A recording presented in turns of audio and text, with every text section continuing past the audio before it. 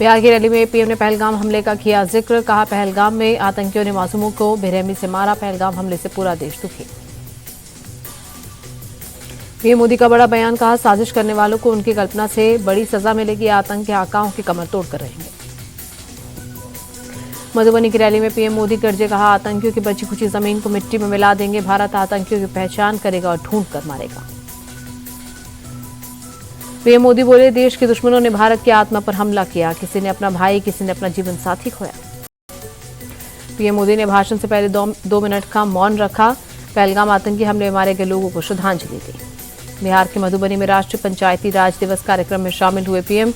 राज्यपाल के साथ साथ सीएम नीतीश भी रहे मौजूद। राष्ट्रीय पंचायती राज दिवस पर पीएम मोदी ने गिनाई उपलब्धियां। कहा, देश को 3000 पंचायत भवन मिले। पंचायतों को 2 लाख करोड़ से ज्यादा फंड दिया गया। पीएम मोदी बोले, देश में गरीबों के लिए 4 करोड़ घर बनाए गए। बिहार में 57 लाख बेघर लोगों को पक्का घर मिला।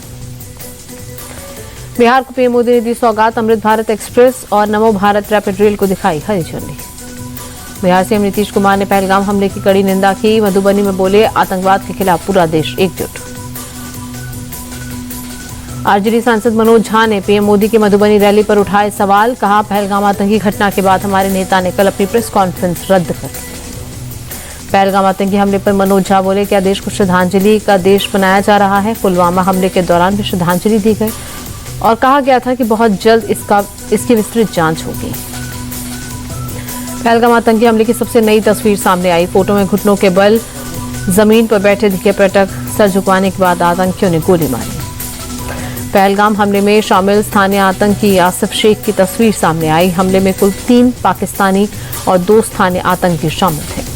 पहलगाम आतंकी हमले पर गृह मंत्रालय में हाई लेवल मीटिंग। गृह सचिव Govind Mohan, IB director rock शामिल।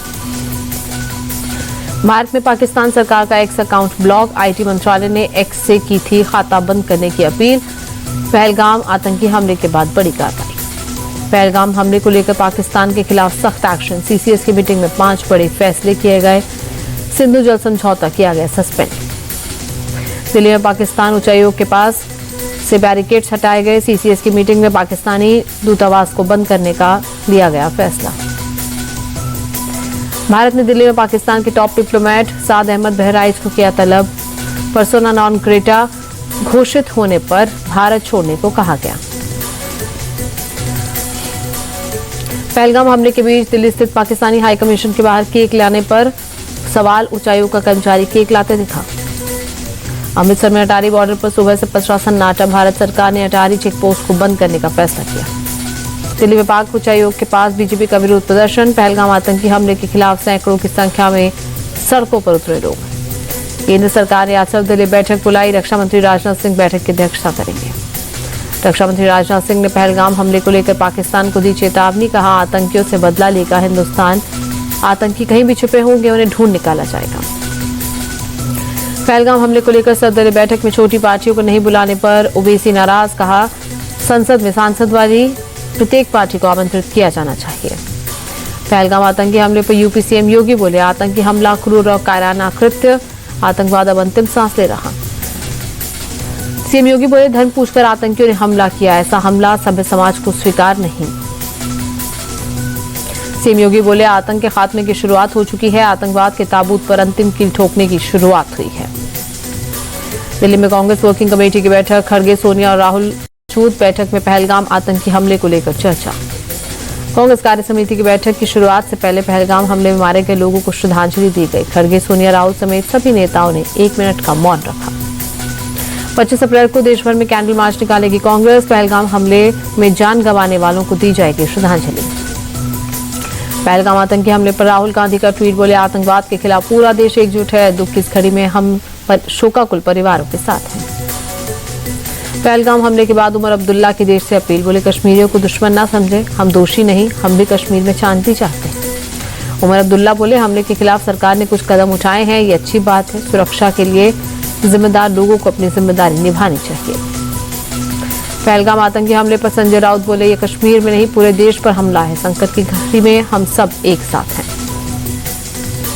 पहलगाम आतंकी हमले पर एनसीपी शरद गुट के नेता अनिल देशमुख बोले, हमले का पूरा देश विरोध कर रहा, सरकार ने सख्त कार्रवाई की।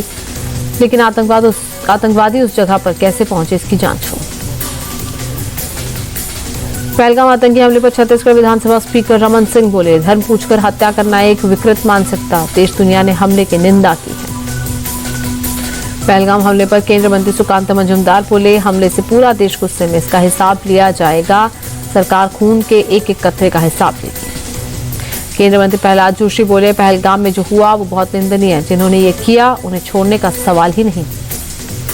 पहलगाम हमले पर यूपी कांग्रेस अध्यक्ष अजय राय बोले, ये बेहद दुखद घटना है, सरकार इसके खिलाफ सख्त से सख्त कार्रवाई करे। जम्मू कश्मीर में आतंकियों के खिलाफ बहुत बड़ा ऑपरेशन, सुरक्षा बलों ने 10 से 12 हॉटस्पॉट की पहचान की।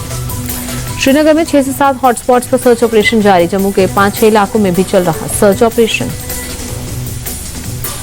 जम्मू कश्मीर के उधमपुर में आतंकी और सुरक्षा बलों की बीच मुठभेड़, दोनों की ओर से लगातार हो रही फायरिंग। उधमपुर में सुरक्षा बलों ने 3 आतंकियों को घेरा, नाले में छिपे आतंकियों की तलाश जारी। लखनऊ में प्रतिबंधित आतंकी संगठन खालिस्तान कमांडो फोर्स का मंगत सिंह उर्फ मंगा गिरफ्तार, मंगा पर 25,000 रुपए का इनाम था। अमेरिकी राष्ट्रपति JD वैंस की 4 दिवसीय भारत की यात्रा खत्म, पत्नी और बच्चों के साथ अमेरिका रवाना हुए।